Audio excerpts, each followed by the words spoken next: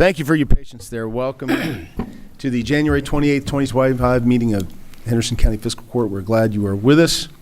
And for those watching online, we are glad you're with us as well. We will begin, as we always do, with an invocation, and our cleanup hitter and leading prayers with us, Reverend Charles Johnson. Please stand. Father, we thank you for this day and for this gathering, and we ask that you bless the agenda today that this government has put before this county. We pray for oversight with humility and prosperity. Bless our nation as a whole. Oftentimes, in the goodness that is taking place in our nation is so overshadowed with the negativity. So we're praying for our leaders, we're praying for our communities, we're praying for our military men and women who serve so faithfully, and continue to bless all that we do. And we ask it in our Father and our Son's name. Amen. Amen. Please join me in the Pledge of Allegiance.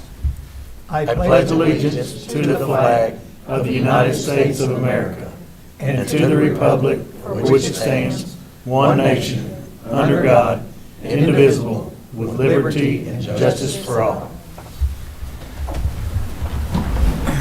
Thank you, Reverend. Madam Clerk, would you please call the roll? Magistrate Starks. Here. Magistrate Berry. Here. Magistrate Southard. Here. Magistrate Tompkins. Yes, ma'am. And Magistrate Putman. Here. Gentlemen, you have before you the minutes of the January 14th, 2025 Fiscal Court meeting. After a period of review, I'll entertain a motion to approve those. So move. Second. We have a motion and a second. Any other clarifications, corrections, or additions? Hearing none, all those in favor say aye. Aye. Any opposed? We have a busy agenda today. I hope you bear with us, but we should get through it in orderly fashion. But we will start with our Judges Scholar. Always fun to recognize our best and brightest in the county. And this morning, our Judges Scholar from Jefferson Elementary School is Mr. Paul Britt, Jr., and I'd ask Paul to meet me right up here.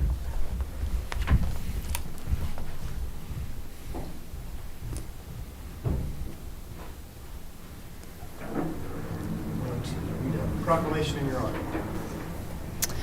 Whereas Paul Britt Jr., PJ, has been chosen by Jefferson Elementary School to be the recipient of the Judges Scholar Award for exceptional efforts in both academics and school activities, and whereas PJ's hard work and dedication in making the most of educational experiences and developing positive relationships with teachers and other students will lead to future success, and whereas success is measured in many different ways, whether it is passing a test, scoring the winning point, achieving a particular goal, or taking the necessary steps for overall improvement. And whereas the Henderson County school system could not let PJ's efforts go unnoticed, and whereas Henderson County Fiscal Court supports the school system and acknowledges these accomplishments as being significant because students such as PJ will be our future leaders, and now therefore I, Brad Schneider, County Judge Executive of Henderson, join with the Henderson County Fiscal Court to proclaim January 28, 2025 as Paul Britt Jr. Day.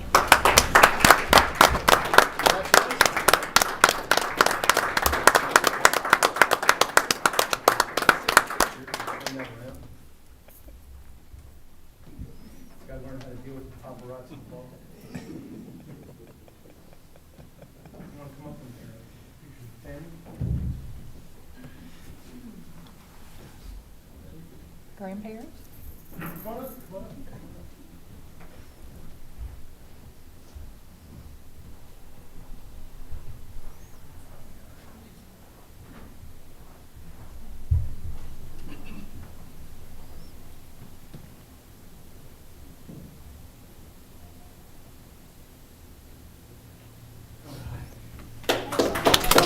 Hey, Paul.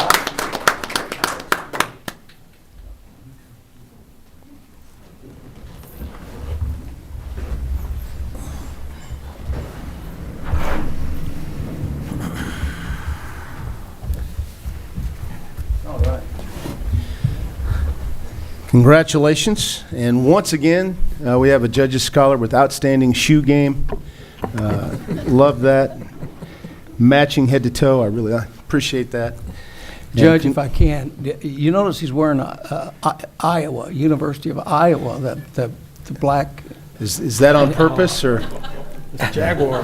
Yeah. Jefferson Jaguar, yeah. Oh, that's right. You should know that. But I was trying to be congratulations, funny. congratulations to the family and team at Jefferson. I'm sure you picked well, and it's a big deal. Paul Britt Day, forever and ever, today's date. So he's going to hang with us now and watch the sausage made, as they say.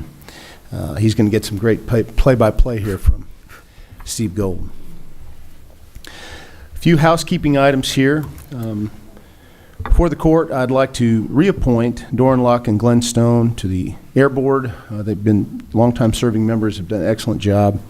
This is a joint appointment between myself and the mayor. No vote is needed, but give you a heads up on that. And also reappointing Missy Vanderpool and Butch Putman, Magistrate Putman, to the Industrial Development Authority, the Henderson Regional Industrial Development Authority. And we appreciate their service on that very important organization. And no vote is needed on that, but just a heads up, if you thoroughly object to Butch Putman serving on the Industrial Foundation, please let me know after the meeting. I doubt there will be any objection, but we have with us our 911 director, Jordan Webb, who does a fantastic job with her team. It's a great partnership. They're in the process of acquiring a new CAD system and some related equipment. We share in the cost of this, and we budgeted for it ahead of time, if you recall, and thought get an update from Jordan and hear all about the new system. Sure. So I also gave an update to you all. You should have, it says staff retreat at the top. So while we're managed by the city, we play an integral role to the county as well. So you have that update there for your review. I won't take much of your time today, but did want to leave that with you all so that you can see the services that we provide to the county. I'll draw your attention to the back page there where you see the equipment, and it says CAD system. So in 2023, I presented to the city and the county the need for purchasing a new CAD system. That is our computer system that takes the main processing of the 911 call. So as soon as the 911 call comes in, we start the CAD computer-aided dispatch system with the address. And it is an expensive project, but however, we have managed to get those costs down with a good system. We've done our research, and we applied for a grant where we were awarded $130,000 towards that project. And we would like to use the money that we received that would have been used towards the project, that $130,000 that was already planned for, to go towards federal engineering to kind of oversee the project, with it being such a very technical, advanced project, and kind of help them to oversee these matters to make sure that it's implemented properly for all of our emergency response agencies, because it does go out to all of our law enforcement, fire responders, emergency medical, and just make sure that this is smooth with some of the problems that we do continue to deal with our current CAD system. We don't want to have that happen again. So what we're asking for is on the highlighted page that you should also have.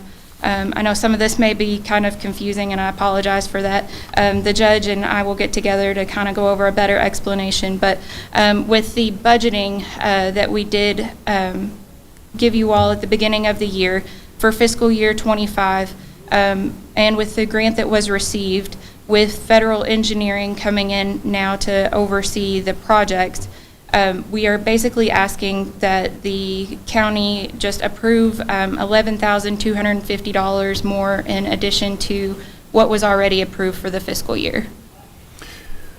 And I concur with Jordan's recommendation that we use some professional help in installation, because we're going to be spending a fair amount of money between the city and the county, and this is a very important system. And for some of the more sophisticated components of this, it's good to have expert help. So I have personally no problem with the little extra expense. Jordan's done a great job of acquiring this grant money to help defray costs. And in the end, I think total, our end of this, our 25% is going to be in the neighborhood of $100,000. And there are a couple, things to nail down in that, but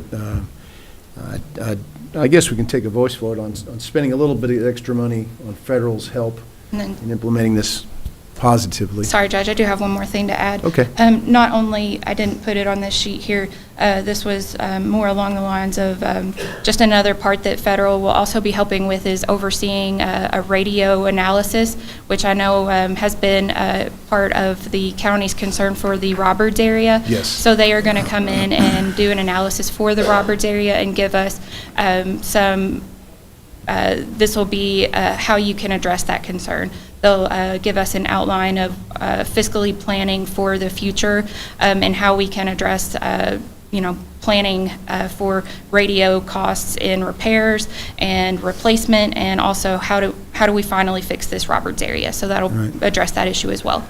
Mayor Roberts is here in case you don't quite know what we're talking about. There's been a bit of a hole in the Roberts area that some of the radios have had trouble getting to in normal circumstances, so we're trying to fix that. And this is all covered in that cost. Yeah. So. And everything lined out in these costs for us is within the budget that we set. This is not a budget overage for us. So, any questions?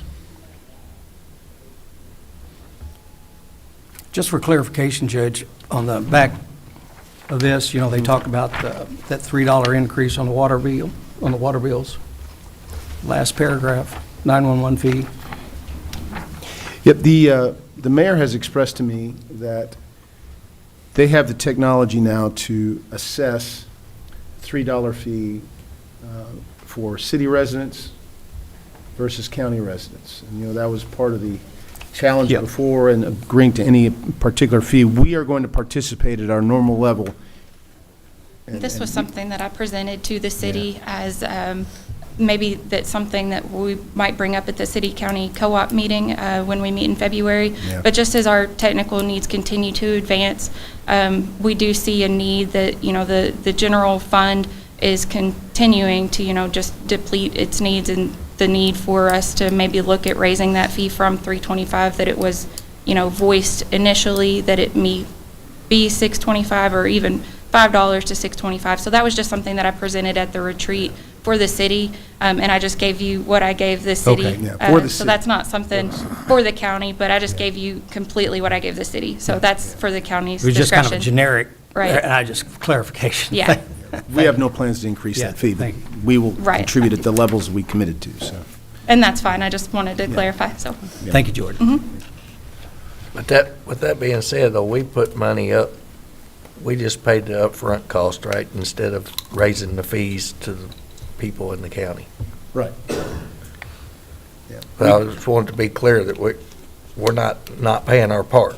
We are paying our part. Yes. Yep.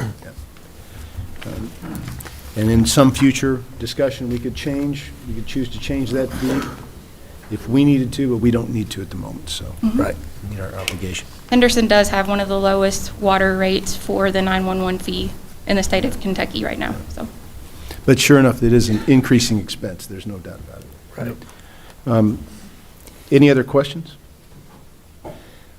I guess I'd like just to help, for the record, get a voice vote on this $11,250 that Jordan is asking us to. I'll make the motion to approve.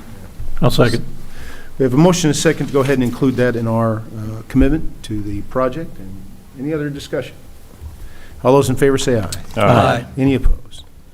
Thank you for I having me today. appreciate that. Thank you very much.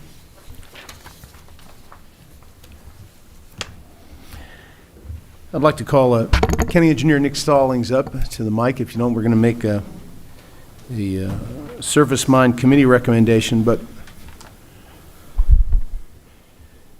before we get to that official business, I'd like to call Henderson County School Superintendent Bob Lawson to the podium.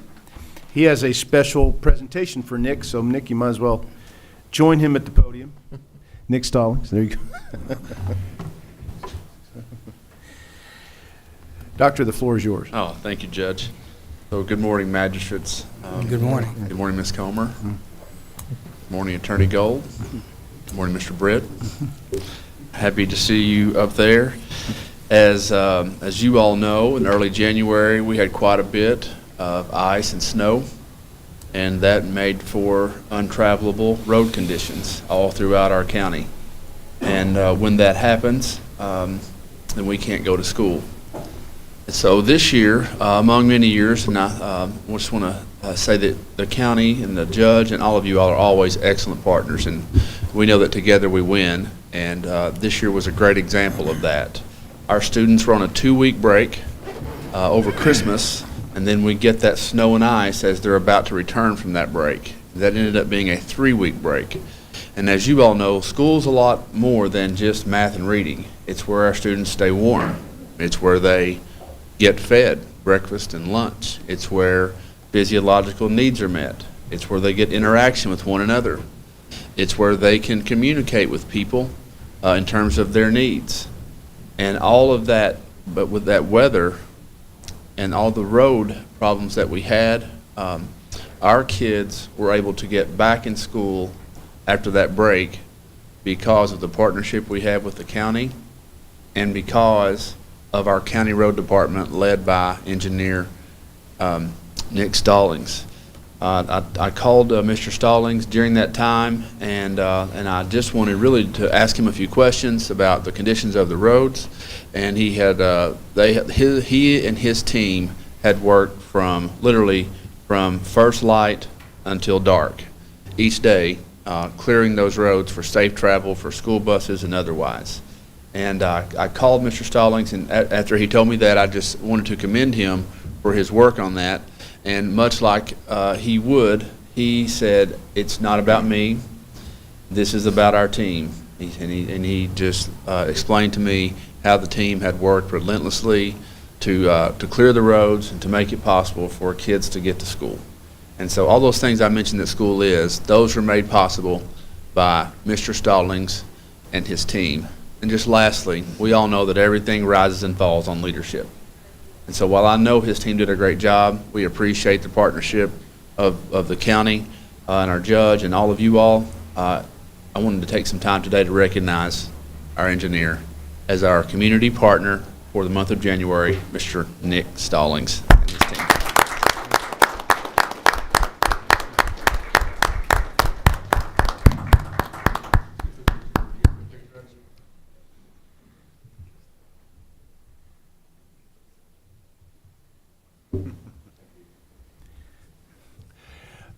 Nick, any reaction?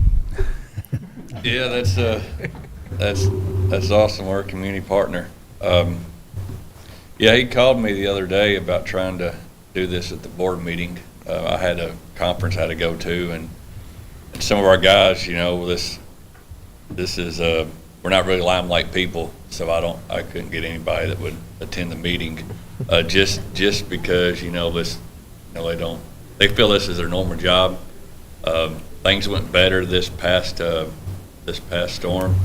Everybody was ready to get at it, and things worked well. So I definitely appreciate this. It's going to go on the wall, but yeah, we're most of us aren't really the limelight people, but we definitely enjoy when people see what we do, because 10 months out of the year, we're in people's way and they're mad about something, right?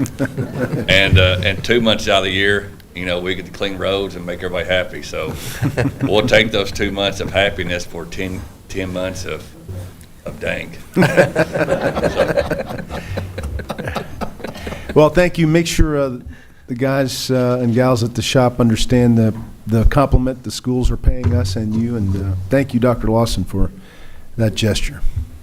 Now back to business. We have a Surface Mine Committee recommendation. Yes, the increment 851-709 and 851-7010 were all approved. That was increments 3, 4, 5, and 6. For 3, 4, 5, and 6 were for phase 1 bond release, and then the 7010 was for phase 3 bond release. So that will complete 7010, and we still have a couple more phases on the 7009.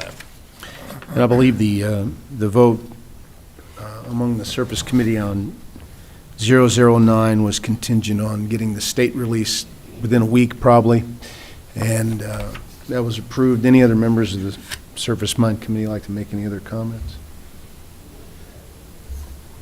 So we have a recommendation by the Surface Mine Committee to release these bonds, as was stated by Mr. Stallings. Any other questions? Get a motion to approve those. Second. We have a motion to release both sets of bonds. Any other discussion? All those in favor say aye. Aye. Any opposed? All right, moving on. All right, well, let me circle back real quick. I definitely want to make another announcement. Again, that it's my guys who work, who get this stuff clean. So I definitely wanted to say again, definitely their work got these roads clean. So, I just played around in the backhoe and ripped down trees throughout the week. So I had a little bit of a fun job. But they're the ones who all day spin in the truck and push and try to stay out of the ditches. I think I speak for the magistrates who, especially the rural magistrates, I got a lot of compliments on how quickly our road department got to this. Unfortunately, they're getting a lot of practice. Something we have to deal with more often than not each winter, but I heard a lot of good things. Thank you all. I'm going to call Deputy Judge Kurt Wiesen up to handle the opening of bids for the Judicial Center cleaning.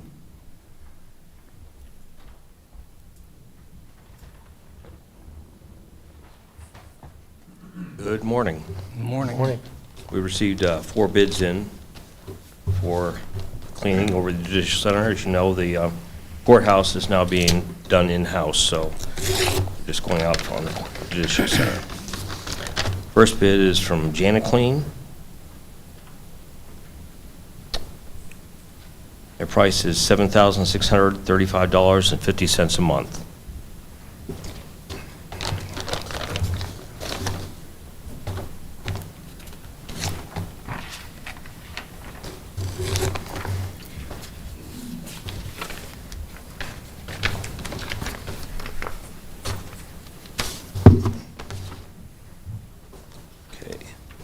Next bid is from Schoolcraft LLC. Their bid's $5,500 a month.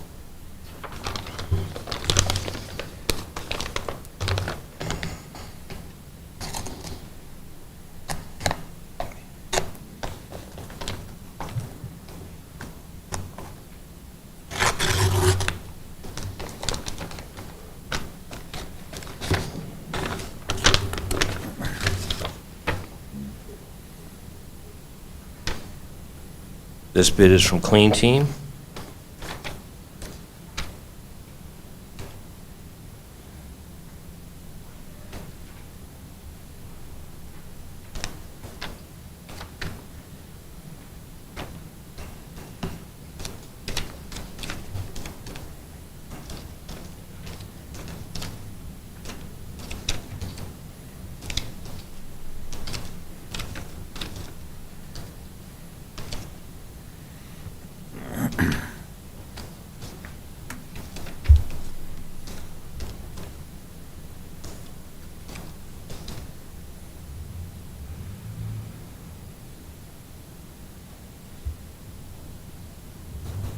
Their bid is for $5,019 a month. Would you like to review those? Got one more. Oh, that's good that we have 4 bids. 4 bids, yes. This is from Epic. Their price is $7,321 a month. So I'd like to take these under review and go from there. Not to put you on the spot too much, but can you recall the current price we're paying? Current price is around $4,000 a month. Okay. Thank you. Call Engineer Stallings back to the podium to make recommendation or open some asphalt bids, and then we're going to make bid recommendations on some materials.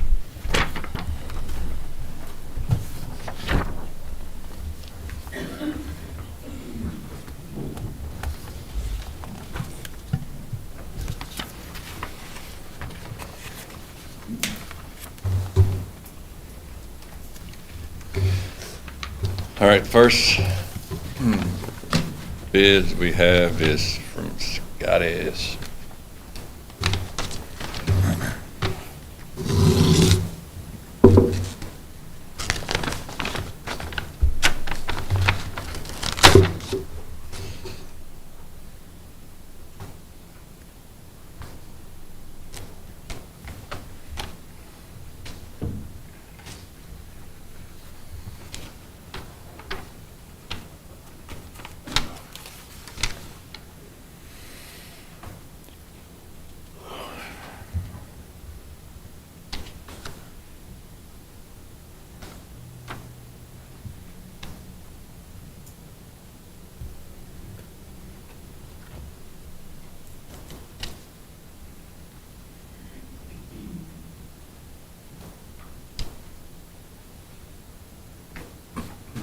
All right, we have price for pickup at plant with our trucks.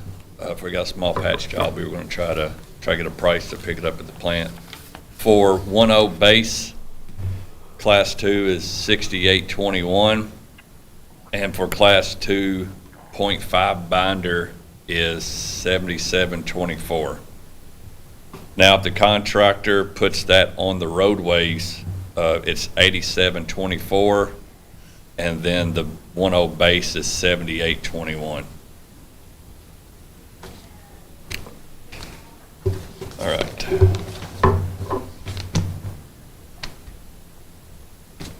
Now,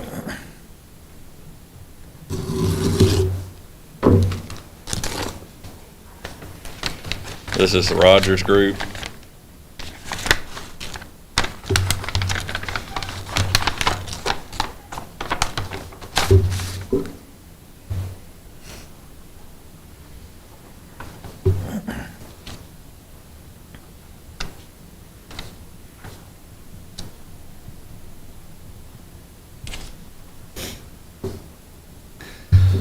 For us picking up at the plant, 0.5 binder is $85.29, and the 1.0 base Class 2 is $78.59.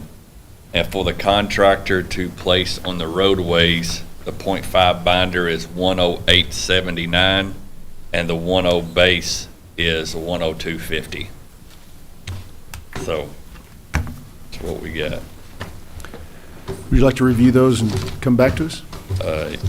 Yes, I will. Yeah, because right now the plants aren't open anyway, so we have a little bit of time to review them. So I'll just come back next court Okay. to make a recommendation. So do they have a date for when they're gonna put that down, or is that just the price of what it costs? No, this is for patching small areas that we need to get cleaned up before we have our asphalt that we usually do next fiscal year. Gotcha. So this will be up and through the end of the fiscal year, which will be, July or June 30th, 2025. And then I'll still do my major bidding. They're always due with the roads involved and the timeline of September, October. That will still be bid, in August timeframe. Okay. And you have a bid recommendation for us on materials? Yes, materials for the aggregate, Moser's won our riprap. They have always won that every year. They typically supply our riprap, as the other bidder, ASG, does not supply any riprap. Now, ASG did win all of the other bids for 3s, 57s, 68s, 9s, and DGA. So it's going to be a little mix of a year like it typically is between Moser's and Ottoman Sand and Gravel. For pipe, with our only single bidder for Midwest Municipal Supply, we're going to select to go with them for a plastic pipe or N12. And we will go through state contract pricing for any metal. So anything greater than 60-inch and, aluminum box culverts, that kind of thing, we have a state contract price for that, which is very, very competitive, and we'll go through that contracting price, the contract. Then for concrete, our only bidder was Moit Concrete, and we obviously choose to go with them for a 3,500, a 4,000, and our two types of flowable fill. That's all I got. So the recommendation is for Mulzer for riprap and mortar sand, Audubon sand and gravel for the other categories. Yes. Midwest Municipal Supply for the types of pipe you mentioned, and they're listed in your packet, and then Moit Concrete for concrete supplies. So any questions about those? Need a motion to accept the recommendation. I'll make a motion to accept the recommendation, Nick. Second. We have a motion and a second. Any other discussion? So do we price hauling too? I know we haul our own most of the time. Do we ever use them to haul For gravel? rock? No, we don't. And the reason why we don't is just from experience, kind of looking on what their charges is to drive. We're all over the place. And then we don't know where we're going to be at. Then we're at their beck and call of when they have trucks available. For example, the solar companies have had a ton of rock brought down there.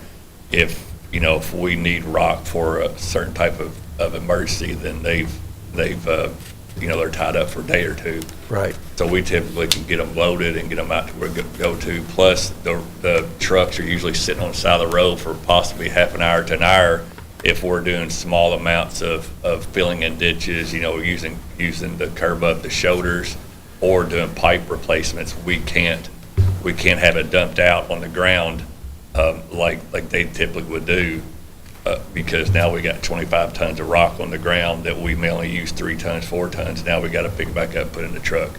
So, I've kind of made the decision that right now it's not feasible. Now, we do have times we put a lot of rock out on river roads, but their timing usually doesn't follow what we need to have done.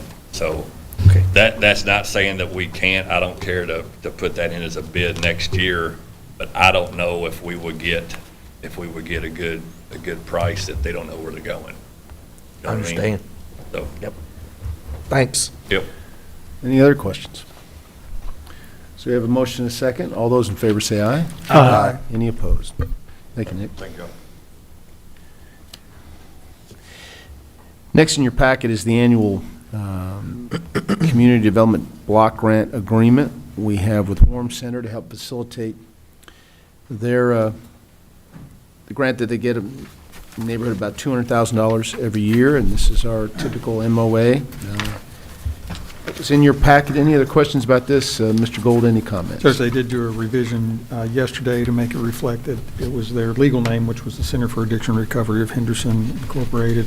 And after that revision was made, it's approved as to form and legality. Any other questions? Can I get a motion to approve? So moved. Second. We have a motion and a second. Any other discussion? All those in favor say aye. Aye. Any opposed? Thank you. Our recycling supervisor, Eric Higgs, would like to talk to us about the Kentucky Pride and Household Hazardous Waste Day grant applications. Good morning. Morning. We'll start with the Kentucky Pride. We usually depend on this grant yearly to get our new equipment and stuff that we need. This year, we are trying to get a new, bigger paper shredder, which is about $27,000. The reason for that is it has a discharge conveyor to where it would fall straight down in the hopper, and so we don't have to keep emptying the bag. Not to mention that, the plan is to be able to offer the citizens all day, every day paper shredding service. And also, we have a lot of businesses around here that pay substantial money to have their paper shredded. Well, with this shredder, if we do get approved for it, we would be able to maybe reach out to them offer them a free service, save them money, and also increase our revenue for paper, because right now we're getting more money with paper than anything. We're also asking to try to get a new pneumatic forklift to replace one of our older ones that's broke down. 3 or 6 cubic yard heavy duty large self-dumping hoppers for the drive-through, and 3 more of the big 30-yard roll-off containers that we could use like at the cleanups, or if we have another storm situation. It would give us a few more containers to be able to utilize throughout the county anywhere. The total cost of what we're requesting from the state is $119,748. This grant has a 25% match, but because we can use our labor on it, we actually, every year, it's more toward a 50% match. So our match for this one would wind up being $61,416 for a total grant request and match for a project total of $181,164. And you're confident your in-kind will fit that match description? Yeah. Yeah, they usually like it. If your match goes beyond the 25%, your chances of getting approved for the grant increases dramatically. And then household hazardous waste. This one's kind of tricky because you don't really know how much of the money you're going to spend until the actual day of the event. Now, the last 2 years, we've ended up having to send money back. Like this past year, we had to send back like $4,700. So when we apply for this grant, what we do is we get a quote from the environmental company on what they anticipate. They anticipate this year $23,800. Our match on that would be $9,080 for a total cost of $33,630. The thing about this one is, like I said, we generally get it, but we won't know how much we're going to spend until the day of. So what my plan is to advertise just a little bit more, because if you over-advertise and you spend more than what the grant covers, then you're paying out of pocket for it. Right. And so I'm going to increase the advertising just a little bit in hopes that maybe we kind of balance it out to where we use it all, but we don't go over it. Right. So, good luck with that, and I think we need a motion from the court to allow Eric to go out and chase these grants down. So move. Second. We have a motion and a second. Any other discussion? I will say I had a chance to come out to this last hazardous waste day. In fact, the first time I've ever taken advantage of it. And it was very efficient. And it seemed like a lot of people, at least early on, were there. And it does help to take out a lot of things out of the environment, out of households that could be a cause for an emergency if somebody were to mistake something and be poisoned by it. So I think it's a great service to I've provide. actually already got the next one scheduled, but I can't really advertise it until we get approved for the grant, but it's scheduled. Also, real quick, the spring cleanup dates, times, and locations, they're already set, they're posted. And we also have something else in the works I've got a meeting with Pratt, the city, on Thursday morning about a potential big recycling project that will benefit the city, the county, and especially our facility. So, Excellent. Can't wait to hear the news on that. And for those of you who hear about the fact that our spring cleanups don't cover every community in the county, remind them that there will be additional cleanups in the fall. I've had to clarify that. We did that last year and it worked out well. Makes it easier for our crew to split them up like that, and it works well. But people always ask about that in the spring when the schedule comes out because their town's not on the list. yeah, I've already spoken with Corden, and we're going to do one there in the fall because we haven't Right. done them in a couple of years. So Right. I'm trying to make sure we get all of them in this year. So we have Appreciate a all you motion do. and a second. Any other questions? All those in favor say aye. Aye. Any opposed? Good luck. Thanks, Eric. Call EMA Kenny Garrett, talk about a really nice donation his department has received. Good morning. Good morning. All right, so back in November, started a conversation with a prospective donor on, he wanted to help us out with some different things, and he wasn't really sure what we could use. So we talked about different things, and we decided on some radios.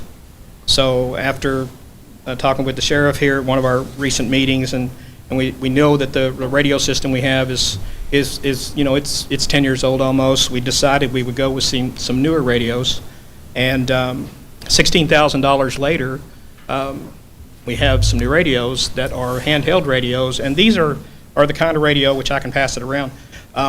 These are the kinds of radios that will actually allow us to communicate more with our surrounding jurisdictions as well. So it's all built into one radio, so we've got some flexibility. If you allow me just 1 second.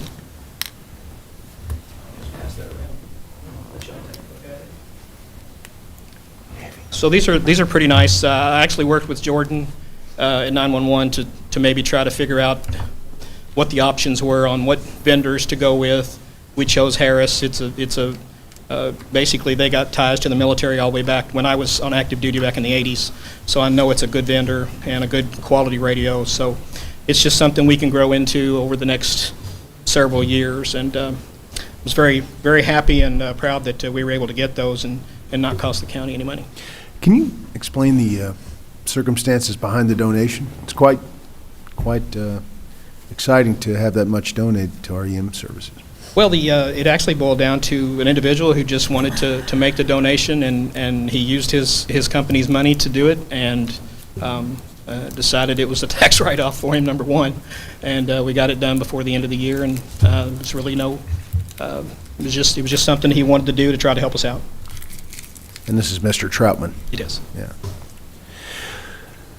So on that good news, our duty is to go ahead and accept the donation, and obviously we'll send a note of thanks to Mr. Troutman. But can I get a motion to accept this very generous donation? So moved. Second. We have a motion and a second. Any other questions? I also assume it will be compatible with any CAD updates and radio updates. Good. That's important. She's shaking her head. That's good. All right, we have a motion and a second. All those in favor say aye. Aye. Any opposed?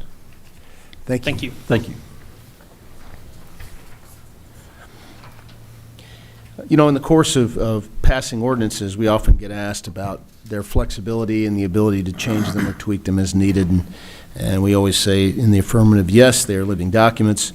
And thankfully for that, because we had a bit of an error in the BES ordinance that we passed, and it was basically almost amounts to a typo. But if you recall, in preparing the BES ordinance for consideration and public hearing in front of the Planning Commission, we had a bit of a correction that I presented to the Planning Commission. We have to send the proposed ordinance to the Planning Commission ahead of time to make sure it gets distributed among the commission members. And in the interim between the time I sent the original draft that was eventually passed and the time I appeared in front of Planning Commission, we discovered an item in the ordinance that was not quite correct. It was a reference to the State Fire Marshal's office inspecting and approving the BES systems and approving certain reports they'd have to file. In fact, that is the Kentucky State Codes Enforcement Division, not the Fire Marshal's office. The Fire Marshal's office, their responsibility in the hazardous division is to inspect annually after the permit is approved. However, in one of the paragraphs in the ordinance that was passed, they left a reference into the state marshal. We did between us. We left that in inordinately, and so we need to correct that. And it was brought to my attention last week that there was a little bit of a discrepancy between the final draft that I had and what was actually approved. So we need to amend the ordinance to clarify that one correction. It's a grand total of 3 words, and it changes it from State Fire Marshal's Office to Kentucky State Codes Enforcement. But we have to have 2 readings. We're updating an ordinance. And to start that process, what I need is a vote from the fiscal court to go ahead and start the process. And if Mr. Gold, if you'd like to add anything to this. So can I get a motion to go ahead and start that? We'll have 2 readings. First one next fiscal court meeting, and hopefully the one right after that. We'll get that done and get this correction made. So moved. We have motion to second. Any other questions about that?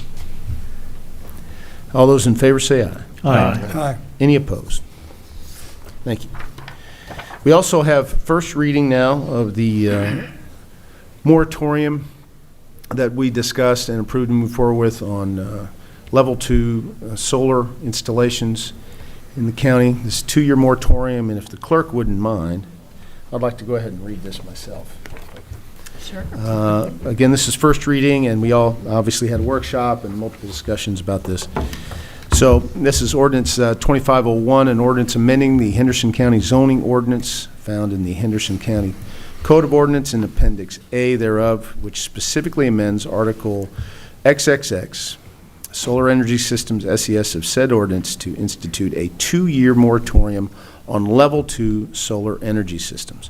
Whereas Chapter 100 of the Kentucky Revised Statutes provides for the adoption of zoning text and maps, as well as providing for amendments, and whereas the County of Henderson and the Henderson City County Planning Commission, HCCPC, having recognized the need for zoning regulations that promote the public health, safety, morals, and general welfare of the community and facilitate orderly and harmonious development and the visual character of the community by enacting and amending the Henderson County Code of Ordinances Appendix A-zoning, which is incorporated in said code, and whereas the Henderson County Fiscal Court previously generated proposed text pursuant to KRS 100.211 and other applicable law and forwarded said text to the Henderson City County Planning Commission for hearing, and whereas the Henderson City County Planning Commission conducted a public hearing thereon on January 7th, 2025, and the commission recommended the amended language provided herein, and whereas the Henderson County Fiscal Court deems it in the best interest of the residents of Henderson County for both the Fiscal Court and the Henderson City County Planning Commission to further analyze and study the potential negative effects of Level 2 SES installations, specifically including study of empirical data observed from existing such installations to determine if amendments to or repeal of existing regulations are necessary to reduce the negative effects of Level 2 SES installations. And whereas the Henderson Fiscal Court deems it in the best interest of the residents of Henderson County to institute a temporary 2-year moratorium on the filing, processing, review, and acceptance of all applications for Level 2 SES installations by the HCCPC and the Henderson County Board of Zoning Adjustment, HC-BOZA, in order to ensure the public health, safety, and general welfare and to provide sufficient time for the analysis and careful consideration of the impact of Level 2 SES installations and to provide sufficient time for such considerations to be incorporated into revisions to the Henderson City County Comprehensive Plan. Now therefore be it ordained and enacted by the Fiscal Court of the County of Henderson of the Commonwealth of Kentucky as follows. 1. Appendix A, zoning of the Code of Ordinances of Henderson County, Kentucky is amended to include a new subsection to Article XXX Solar Energy Systems numbered and entitled 30.04 Moratorium, which shall read as follows. 30.04 Moratorium. The remainder of this article and all other ordinances notwithstanding, there is hereby imposed a moratorium on the filing, processing, review, and acceptance by the Henderson Fiscal Court, the Henderson City County Planning Commission, HCCPC, the Henderson County Board of Zoning Adjustment, HC-BOZA, or any other department, subdivision, agency, board, or commission of Henderson County government of any and all applications for rezoning, conditional use permits, and other types of applications for Level 2 solar energy systems installations. This moratorium shall remain in effect until February 1st, 2027, or once amendments to this article, if any, are approved by the Henderson County Fiscal Court, whichever comes first, unless repealed or extended. All or parts of ordinances in conflict herein are repealed to the extent of such conflict.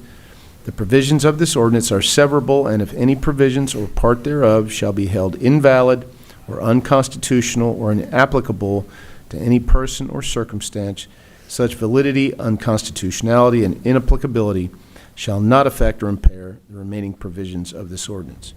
The ordinance shall become effective upon its passage and advertisement according to law. Any questions or discussion? Judge, I would note that since there's been a planning commission hearing, that any discussion would have to refrain from being testimony. The fiscal court needs to base its decision on the testimony that was at the public hearing. Otherwise, the fiscal court would have to have their own public hearing. And we felt the public hearing at Planning Commission level was sufficient. So, having said that, I'll entertain a motion to approve first reading. So moved. We have a motion and a second. All those in favor say aye. Aye. Any opposed? Okay, thank you.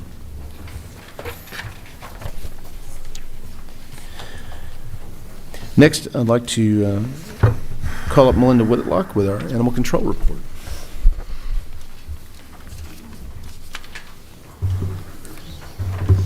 Good morning. Thank Good you for morning. having me.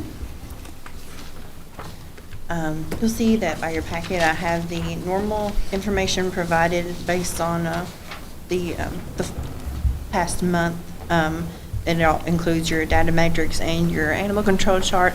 I've also included another, that can include the other chart. Okay. So I've also included, it was just a yearly animal control, but based on the calendar year. I'll also bring one when we go to the fiscal year as well, so we're actually in sync with the court. But the yearly shows everything we have had for 2024. So it covers how many calls that we had received, point blank. That does not mean that all calls had animals come back to the shelter. That's just how many calls and how many calls they went on in general. Every call is, treated with respect and credibility. We're just happy to serve. So, but the incidents on the data metrics for December 17 running at large, which is down quite a bit, which was awesome. For the first time, of course, it was cold, but that was quite good. We had a few deceased, a few sick, but we had 16 welfare checks. We always get more welfare checks in wintertime just because people get concerned about other animals being out in the cold, no food, no shelter, no water. So we treat every call with respect, go out, check it out, make sure the animal's taken care of, they're not thin, they have food, shelter, water, especially with it getting so cold. And always encourage people, stuff your doghouse with straw, make sure it has a doghouse. If it's a livestock issue, you want to make sure they have straw, bedding, shelter, and some of them even to be like blanketed, have the horse blankets on. So it's a vast array of calls for winter time that we don't normally see just because it's below freezing. And this year has stayed below freezing for quite some time, so it's been pretty busy. And then we had, if you look at the yearly, the animal at large was 105 for the year. Just to point that out, that is our biggest issue that we face. That's basically 1 to 2 calls a day for animal running at large. I believe, I didn't include the yearly data matrix, but I believe we had 290 of those returned to the shelter out of the 500. So 290 animals in the course of 1 year is quite a few. Now, many of them, they'll either be, held and then put up for adoption, being absorbed into Humane Society, or they will be returned to owner. But yeah, out of the 500, I did not include the information, but it was 290 that we had brought back to the shelter this year. So having all 3 officers on staff going all the time has helped out a lot with the at large. So you guys should see an improvement in that over the course of having steady officers throughout the years. We also wanted to touch on all the welfare checks that we had this year. It was 210 over the course of the calendar year. That's about 4 a week. And it stems both ways. It's not just cold weather. We get quite a few welfare checks in the summer. Whenever it gets incredibly hot here, we get called out a lot because the animals don't have any shade and they don't have any water. So we do a lot of welfare checks. I feel like the officers are constantly on the go, and when they go out, I'm sending them another call that has just come in, which is great. It keeps them busy because I want them to stay busy. Because, if they're not busy, I find something for them to clean, so they'd much rather do their job. So, I wanted to touch on that. The biggest issue, I forgot to cover, the biggest issue we have with the running at large is a lack of identification on the animals. So we encourage microchipping, and we can do that for the public, absolutely. But even our purchase of a city county tag would help us to identify the animal. And my dog actually got out 2 weeks ago. He is very well trained, so he immediately jumped back on his side of the fence because he knew, that was not going to happen. But he is microchipped, and he has city county tags, and he has an identification tag. So it's like, because, you think it's not going to happen to you, and as the director of animal control, you hope it doesn't happen to you. But he is a big boy, and he is, he needs that identification. We would need to make sure that he is taken care of. And if, you have animals are nonverbal, so they can't tell you where they're from, where they need to go. So it's so important for the public to put some form of identification. We really want them to buy city county tags. That would be the best. You just plug the tag number into our system. It'll pop right out who they are, where they live, who their parents are. That would be ideal. And then even the officer can do that from their device on call. So like when they're out, if we plug in that, because every city county tag that is purchased, we put in the system with a profile with that dog, even though it's not our shelter dog, even though it's not necessarily in trouble, we have all that on file. So I mean, with just the 4 to 5 digit number on their collar, we can take them back to their house right then, and that saves so much time and effort. And for pet parents, it saves a lot of worry. A microchip is just the same. We have scanners in the vehicle, scan, it'll come up with all the information, and if we don't have it in our system, we can call any of the chipping places, and they will find out for us, who they belong to, where they are supposed to go. So the big thing is identification on your animal. So that is a big thing that we're going to try to stress that this year, so we can see a trickle of the running at large kind of come to a rest. So if you take a dog in running at large, do y'all require them to buy the permit? So if you have an animal running at large, we will automatically tell you have to bring proof of rabies, so you can buy your city county tag within 10 days. That is a requirement. You have to follow that. And if you don't, we will come back out and see you again. So everyone that is a running at large case has to buy their city county tag. We recommend a microchipping. Not all people want their animals microchipped. I understand that. That's not something we can actually enforce. We can enforce the rabies shot and city county tag. So the 501 dogs what animals we had have been, their tags have been purchased now? Yes, yeah. So any of them, especially if they're brought back to the shelter, and if they're identified on the spot, then we can automatically take them back and be like, good job, you have your city county tag, and we can bring your animal back. But if we have to bring them back, we usually require a rabies shot no matter what. But if they're brought back and processed, they have to have the rabies shot and their city county tag purchase. All right. I think that's about all I have. If you can take a moment, and I appreciate the report. Sure. Had an incident happen recently over the weekend, I think, that I got some messages about. Can you just give a quick explanation of that? So when we have someone that drops an animal at the shelter, it is considered an illegal dumping. It does fall under the KRS. I believe I'm correct on this. So this person came into the shelter, and the shelter was left unlocked. What has happened is there were 4 people there in the back.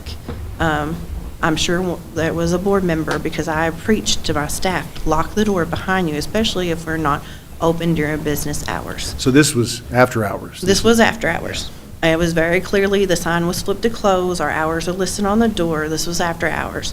The person that did this, I'm not sure they even realized that they had done anything wrong.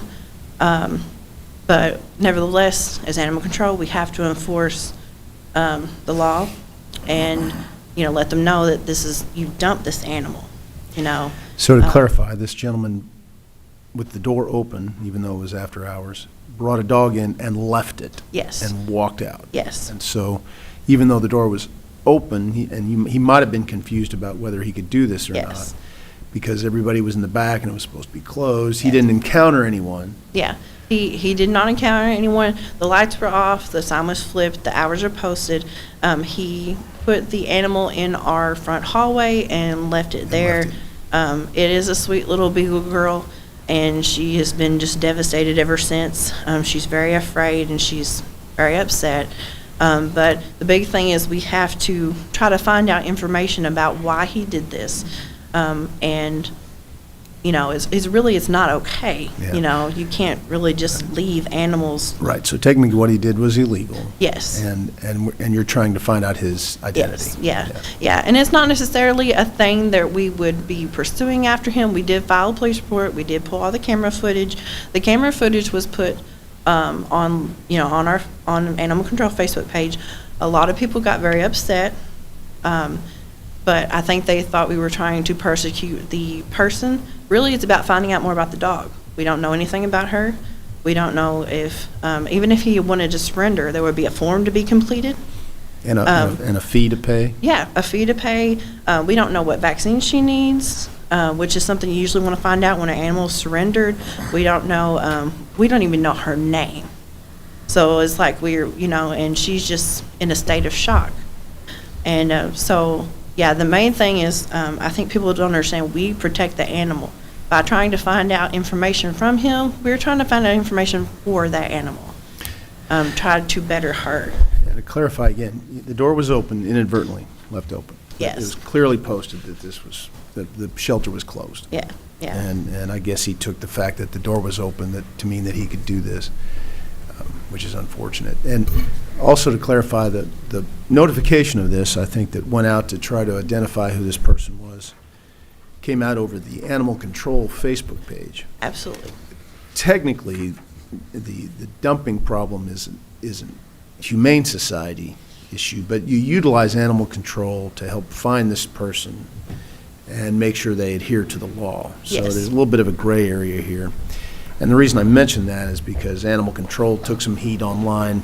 Yes. For people who think, well, if the door is open, all bets are off, he can do whatever he want, you know, because you didn't have anybody to meet him. A little bit of a miscommunication there, but Animal Control is in the position of being tasked to identify this gentleman, but typically somebody bringing a dog up to the Humane Society and just leaving them there, wanting to leave them there, is a Humane Society transaction. Yeah, yeah. And I just wanted to clarify that for anybody who might. And that's what I get when you get my staff. You have the Humane Society staff, and they're, oh, it's an animal, let's take care of it, let's help it, let's rehome it. And then you have an officer that is like, well, who did this? Why would they do this? And, you know, we need to make this right. You know, so it's like you have two different, you know, we all care. It's just in two different ways. And I think that's something the public has to understand is you have the officer that wants to make it right, wants to follow the letter of the law, and then you have the, you know, the other person that wants to cuddle and nurture and, you know, get back to health. So, yeah, it is an issue, but, you know, and it's something we'll try to, I will try to get Animal Control to where we can soften the message a little more, maybe not make people so upset. Yeah. What about maybe go through the process just briefly, the proper way if you wanted to surrender a pet? Because truth be known, this person could have just easily dumped this dog out of the driveway or on a county road or in the city or whatever. I think at least they were thinking in the right way of, Yeah. of bringing Yeah. it to you. It was just unfortunately after hours. And while the door was unlocked, it was not open. So, you know, that, The shelter wasn't open. yeah, exactly. Yeah. Was it a weekend Yeah, it was a Saturday? Saturday, late Okay. afternoon, evening. when you're not typically open? We close at 12 that day. We're 9 to 12. We do a morning shift on Saturdays for the public. If someone had wanted to, if he had wanted to surrender, he would have to come in, pay a fee, sign a form, and give us, you know, lots of information about the animal, you know, vaccines, behavior, you know, and if they have any, you know, bad habits. There's a very, very long form you have to fill out. So, I mean, there is a proper way to do it with Humane Society, but because it wasn't done with Humane Society, and, I mean, in my mind, you could have at least left a note, you know. But, yeah, because it wasn't done with Humane Society, Animal Control would step in and be like, well, we need to talk to you, and find out information about this and, find out where to go from here. So, but yeah, there is a process, and there's a really long form to fill out, because we want all that information we can so we can, go over adoption. Do you have signage about don't leave animals here when we're closed or anything like that? We have 2 KRS signs posted. They are bright red and white. And so they would be, visible at any time of day. So, yeah, when we went through this, we went through this a couple of times, not necessarily someone leaving them in the shelter, but them just leaving them. So we did post signs back, it's been almost a year ago. And so, yeah, they are bright red and white. Okay. So is somebody at the door all the time when you're open? Yeah, when we were open, generally when we're open, the door is unlocked. We had some board members going in and out, so the door was left unlocked. There were 4 to 5 of them there. They were just all in the back. Had he walked down that hallway, he probably would have found somebody. I was just thinking maybe we have a auto lock door that has to be buzzed in. Somebody comes to the door, buzz. That way that don't happen. Yeah. I'm sure it won't happen again. When you go into your home, you usually lock the door behind you, so that's kind of the thing I had stressed to them from that point on. The staff is really good about it. Board members, we still have a couple of board members that are relatively new, so they're still learning. Okay. Oh. Thank you very much, Melinda. Appreciate it. There's more thing I wanted to say. I did call on Fiscal Court to help us remove the tree during the ice storm. We had a tree that was uprooted and blocked the back half of Drury Lane. I did call Deputy Judge Kurt to help us get it removed. So thank you to Fiscal Court, to Kurt, to Nick Stallings, and his whole team. We got the tree enough where we could go through the grass and get around. Of course, nothing's going to stop me from getting to the shelter. But we did get that moved out of the way, and I appreciate it so much. No problem. Thank you. Thank you.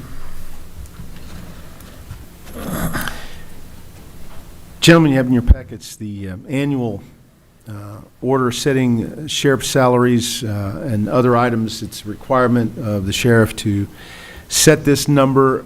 As you know, this is an estimate that the state requires. However, all the sheriff's budget, true budget, is done through our normal budgeting system. Again, this is a requirement from the state, and Chip's job is to make sure that he doesn't go over the number that he puts on the form, so he's very conservative in that regard. And anything you'd like to add? No, you hit the nail on the head. And we just have to accept and approve his estimate of these setting the salaries for the year. I make a motion to accept the. Second. We have a motion and a second. Another reminder, we actually do his true budget during our normal process. And I repeat this because we had a former magistrate who used to ask this question all the time, and I just want to make sure everybody understands. All those in favor say aye. Aye. Any opposed? Anything else? You good? Okay. Thank you. The county clerk is also required to do this, and Jailer Bruce, I'll get to you right after this. Let's take care of this, and I'm sorry about that. I skipped over. These are quick items to go through. Good morning. Good morning. You also have Renice's annual estimates, both in revenue and spending. Any questions of her on that? Again, this is the state form.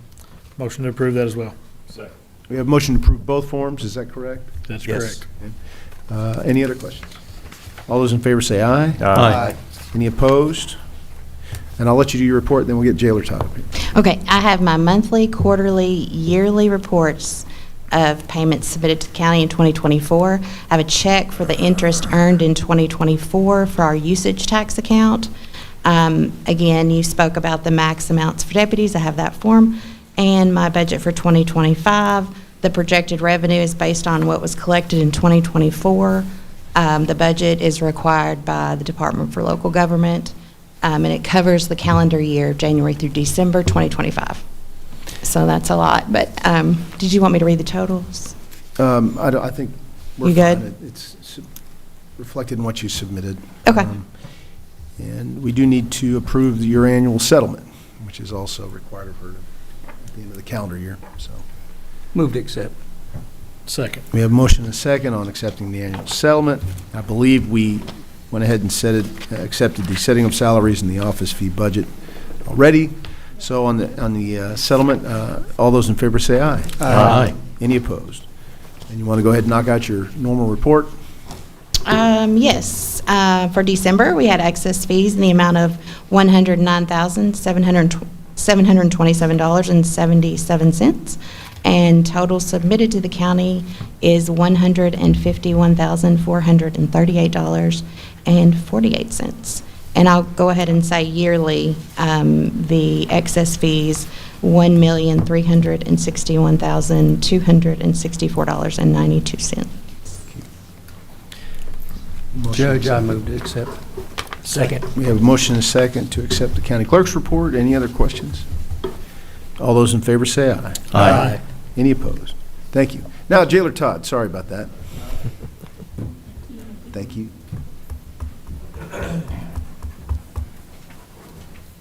Good morning. Morning. Gentlemen and ladies, all, congratulations.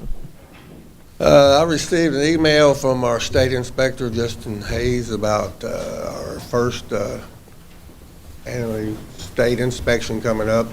So we're getting our documentations in order. And one thing I'd like to see is a letter from Fiscal Court and our judge about reviewing our policies and procedures, and since their approval, there hasn't been any changes. I'm requesting that letter if I can. If you recall, we did review the policy and procedures manual for the detention center.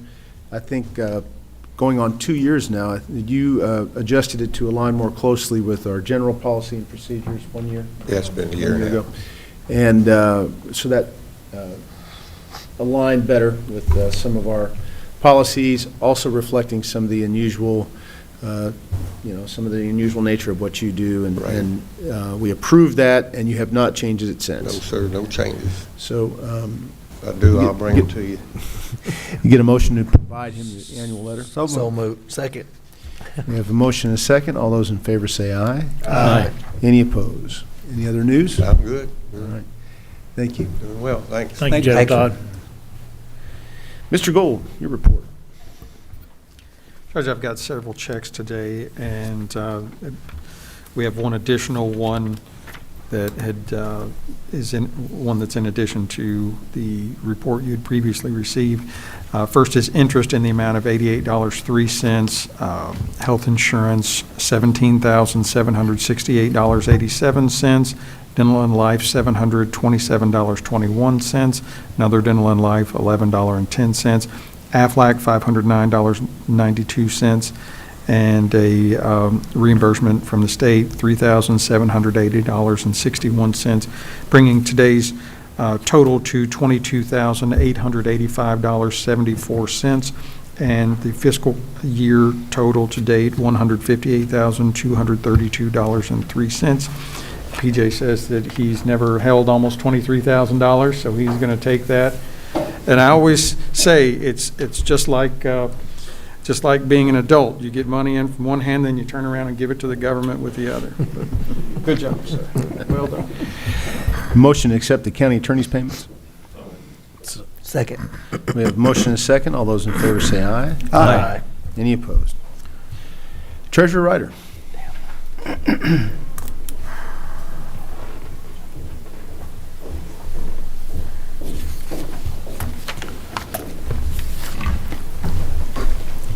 Charlie horse. You ever received a copy of the transfers, and these are as presented, and this is redistributing appropriations within the existing budget and staying within the individual funds. Any questions about transfers? Finance Committee meeting yesterday, reviewed these. Any comments from the Finance Committee members? All appear to be in order. Any other questions? Get a motion to approve transfers. So move. Second. We have a motion and a second. All those in favor say aye. Aye. Any opposed? Okay. You have received your bank balances. After paying claims today, your day-to-day appropriations should be at approximately 58%. I do have additional claims. From the general fund to Magistrate Southard, $1,059.72. To Magistrate Tompkins, $766.66. To Magistrate Starks, $749.18.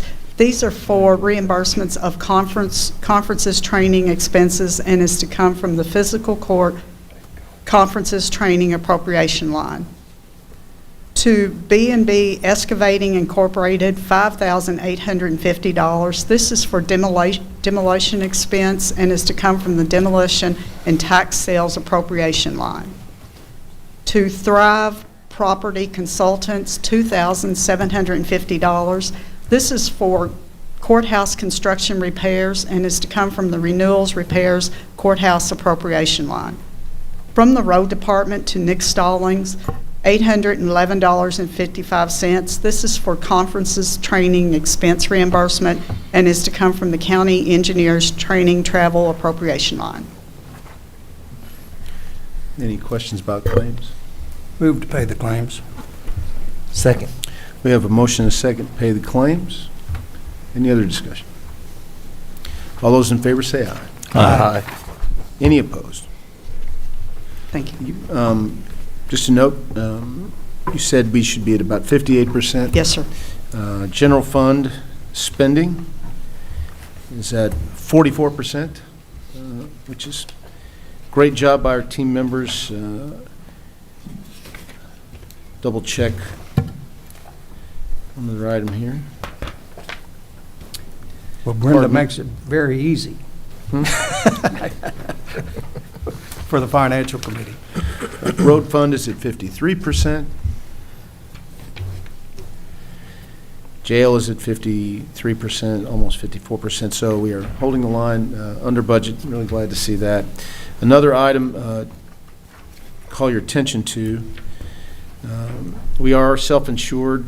Obviously, everybody, I think, understands that. We, for all intents and purposes, run a $3 million insurance company under our umbrella.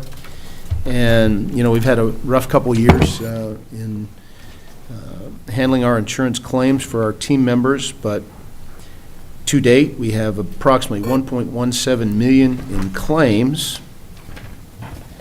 Meanwhile,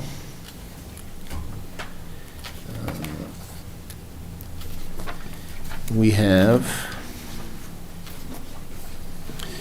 $2.056 million in premium payments. So we are to the good by a considerable amount, which is great because we have had a concern the last couple of years about the cost of this for us and whether there are alternatives. And the fact that we're trending well, I think, makes it easier for us to continue being self-insured. And also, as we've done for 8 straight years now, hold the line on the cost of premiums for our team members. So, knock on wood, I hate to think I'm inviting disaster here, but so far so good. Thank you. Thank you. Okay. Anybody from the audience like to say anything for good of the county? Anybody? You like to? I'm looking forward to that.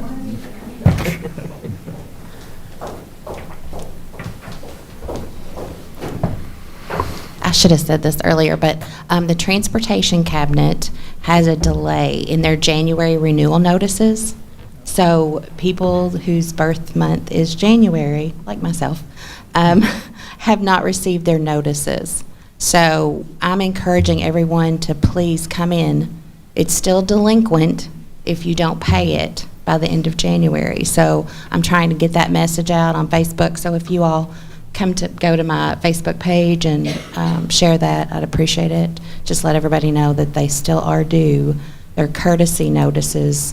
And it looks like it comes from my office because it has my name on it, but it's the whole state. So they all come from the Transportation Cabinet. So thank you. Yep. Maybe Mr. Twiddell could help us with that, spreading the word on that, because there's only a few more days left in January, obviously. So, yes.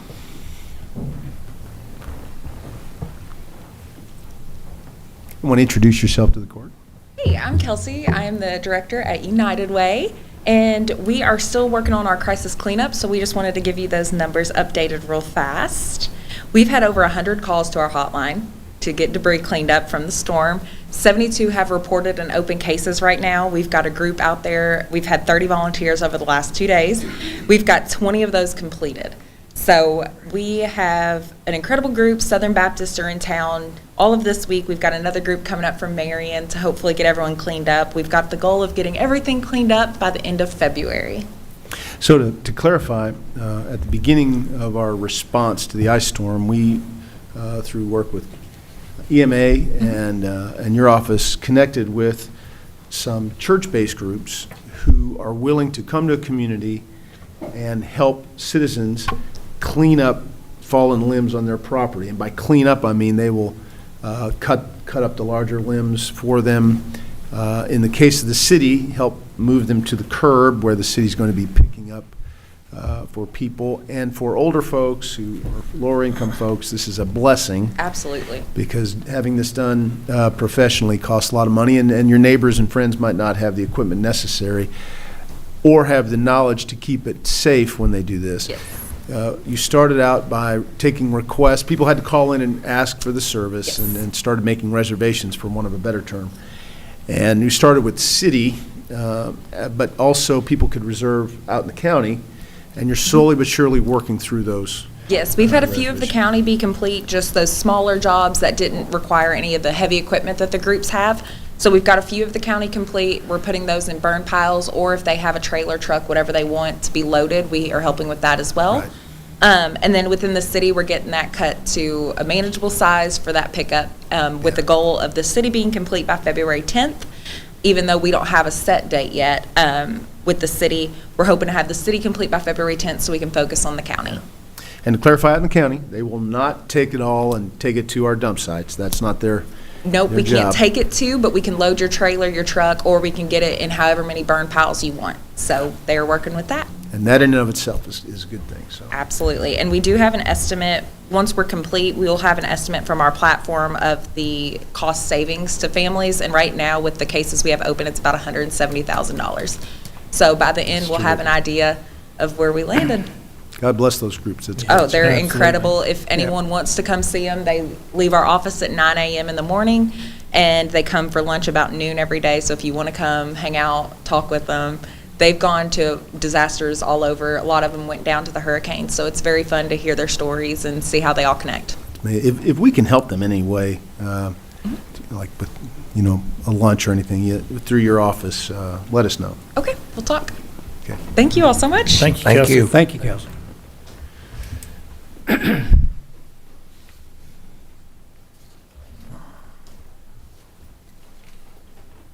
Well, I put it off till tomorrow, what you can do today, right? Correct. I've gone through the bids for the janitorial service, and everybody submitted everything completely. Lowest bid is Clean Team at a price of $5,019 a month. They are a current provider over there, so the easy continuity. They were about $500 a month less than the next closest bid. Like court's approval to award the janitorial contract to Clean Team. Move we accept the bid. Second. And motion is second. All those in favor say aye. Aye. Any opposed? Thank you. Thank you. You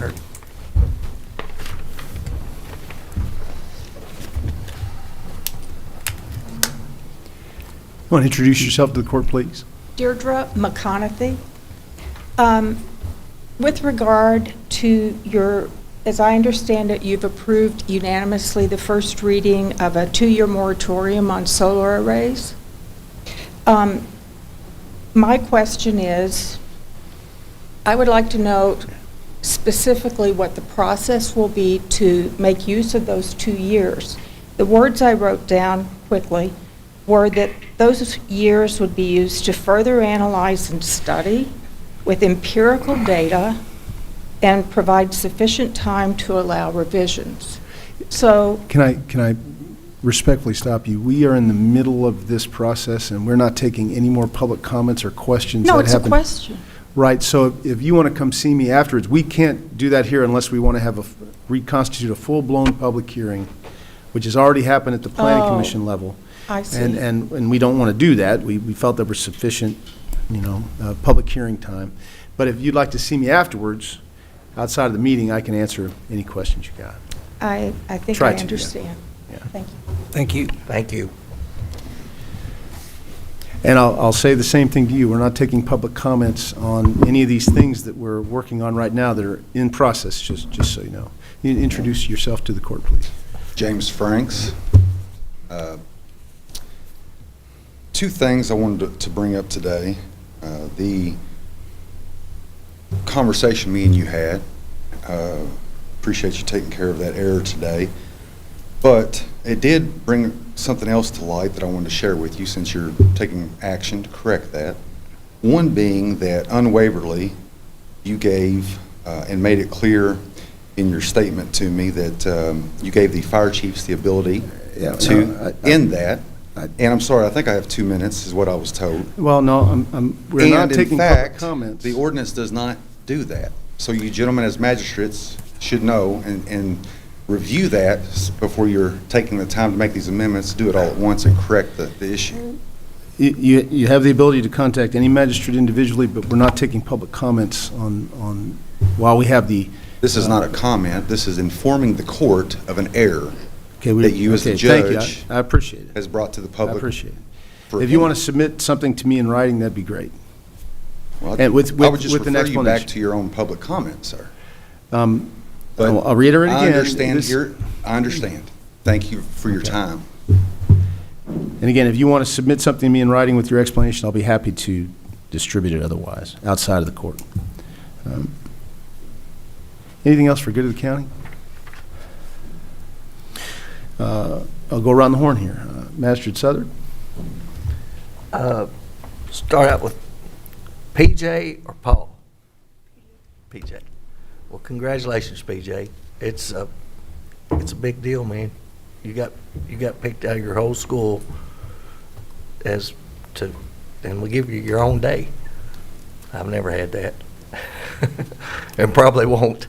But it says a lot about you. It says a lot about your family. One don't go without the other usually. So, congratulations to y'all. You've heard it several times today. Our road department was spot on with the road cleaning and stuff. Can't thank them enough. The whole coming in under budget. I mean, we've got a good group, and from top to bottom, and I'm proud to be part of it. That said, all's good in District 3. Pastor Tompkins? Yeah, absolutely. I'd like to echo the compliments to all the department heads and how well everybody's working to come in under budget. It's not a small feat, so, and also just again, like I said last court, Nick's team, exceptional work this time throughout. So PJ, it's not enough just to be smart or be a good person or be a good member of the student body. You encompass all those things to get to where you are. So that means you do a lot of hard work and a lot of things just because you know it's the right thing to do. Keep that work ethic and mindset going. You're going to do a lot of great things. Congratulations to both you and your family, because that's a team effort too. So we're proud of you, and I hope you have a great lunch, and wish you the best of luck. District 2, we're doing okay. Master Putman? Thank you, Judge. I personally know the Brits and PJ, and he's an exceptional young man. His schoolwork, his athletic ability, he's an accomplished archer, basketball player, baseball player. I mean, he's pretty well-rounded and well-traveled as well, because the Brits are pretty big cruisers. I think PJ's probably been on 10 already, and I mean, at a young age. So he's getting to see the world. I understand you're going to Alaska in May, so I know you can smile. I'm jealous. But anyway, he's a great young guy. Like I say, they're my neighbors. The Brits are just great people. And again, it starts at home, that support system. You got grandparents, Mark and Barbara, that's in from Missouri for this event today. So, and they come to ball games and archery tournaments and everything else. So that support system's in place, and they do a great job, and it's pretty obvious because Jefferson got it right with oh yeah, before I forget, PJ Britt got drip. And again, I echo the same sentiments about all of our county employees and what they done. And all is good in District 4. I admire you trying to get that right. Angela, with the last scholar, you know, had the red shoes and all that on. And Yep. she said, Butch, I thought you had used that drip thing. I never heard it until a month ago. So I admire the effort. I hope you noticed a lot of rolling eyes and shaking heads out there when you did that. Bastard Starks. Thank you, Judge, and good morning, everybody. And PJ, it's a great honor to have you with us this morning. And congratulations. Keep up the great work. You're on the right path, so just keep doing what you're doing. And I'll echo what Magistrate Putman just said, that I like your swagger. I think you've upped the standard now for judges, scholars, because wearing the school colors in such a bold way, I think, sets a great statement. So just have fun. I understand that Magistrate Putman is going to take you out to a good lunch here in just a little bit. So thanks for hanging with us this morning. And thanks to the parents. And again, it's that support is so crucial and sets a fine example for everybody. And go Jaguars. Not a whole lot today. I just want to echo what the others have already mentioned about our county road department. I don't remember exactly where I was headed, but I met one of our trucks that was out on a Saturday afternoon, and the sun was going down, and they were still out plowing. And that just shows that level of dedication. But it also takes a lot of skill, and they don't get to use that except for maybe a couple of times, 3 times a year. But to be able to step up and get back in those kind of shoes and that mindset and do it with such professionalism and skill says a lot. And it starts at the top with leadership, but it goes all the way down. So just want to give a shout out to those folks again for all that they've done. And then also the volunteers that are helping us with this cleanup that I don't know that we've seen that level of support and response in previous storms, but we're getting it this time, and that's great. And just want to remind folks, if you're looking for something fun to do this Saturday, there is a Dueling Pianos fundraiser for the Henderson Area Arts Alliance. It's going to be at the Lumberyard. I think they may have a few tickets left, and it's a great fundraiser for them and also a lot of fun. So nice way to kind of start off the new year. It might be even an early Valentine's gift, so something to think about there, a little unique. And other than that, I think all is good in the 5th. Thank you. Master Barry. It's always easy to go last, especially after Magistrate Starks. He covers everything, you know. PJ, where are you going to have for lunch? Where are you going? Talkaholics. Make him pay. He'll do it. Man, I like the tie. The tie is my thing. Shoes, everything's nice, but that yellow tie. If I'd have known you was going to wear one today, I'd wore a yellow one myself. I like that. Congratulations. Everybody's already said everything, but parents, glad to have you here. Glad he's here. Fine young man. He's going to do well. Thank all of you. Thank you, Nick, again. Be sure and pass it on to your guys. What an excellent job. Got a lot of compliments from that, so it was really good. Jordan, thank you. You do a great job. Thanks for being here, explaining all that. And Jailer, everybody. Kelsey, great job. I mean, that's just, that's awesome to have people come in and you oversee the cleanup, and you be sure and tell them that we really appreciate that. Great job. Thanks, Kelsey. All's good in one, Judge. Mr. Gold. Things are good in the county attorney's office, Judge. PJ, congratulations. You got a great young man here. He stayed engaged throughout all the what I call boring but important stuff that we were doing. Was interested in knowing what was going on. That not all of them do, so that was great. And as a proud former Jefferson Jaguar, as a Jefferson Jaguar alum, I'm so happy to see you wearing that black and yellow. That's, as soon as you walked in, I was like, I feel the Jaguar love. So I hope you keep excelling in all the things that you do. You've set the bar pretty high, but you can keep going and do a lot of great things. So I think he's a great young man, and you have a lot to be proud of there.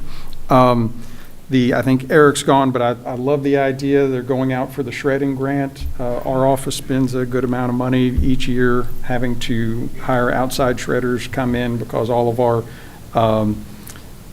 things like police reports, trial files, things like that have to be shredded in certain ways because they've got personal identifying information on them and things like that. So that would be not just a benefit to companies in the area that use that, would be a benefit to at least our corner of county government if we're able to get that grant. And wanted to just note, again, Magistrate Berry said something about Jordan and 911 and all that they do. Those numbers, I knew there was a lot of traffic, but 1.1 million radio transmissions, 76,000 phone calls.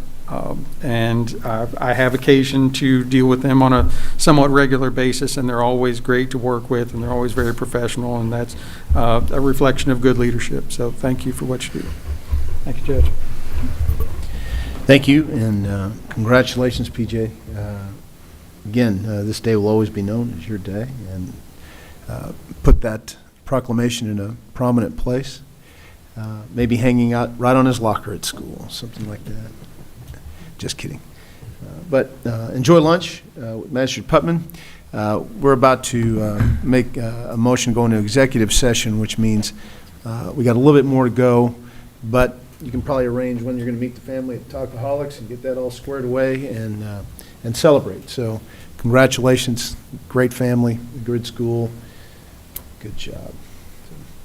With that, I'd like to entertain a motion per KRS 61.8101G, discussions between a public agency and a representative of a business entity and discussions concerning a specific proposal if open discussions would jeopardize the siding, retention, expansion, or upgrading of a business, and we do not expect a vote out of this discussion. Can I get a motion to that effect, please? So moved. We have a motion and a second. All those in favor of going into executive session, say aye. Aye. Any opposed? We'll meet back in the conference room.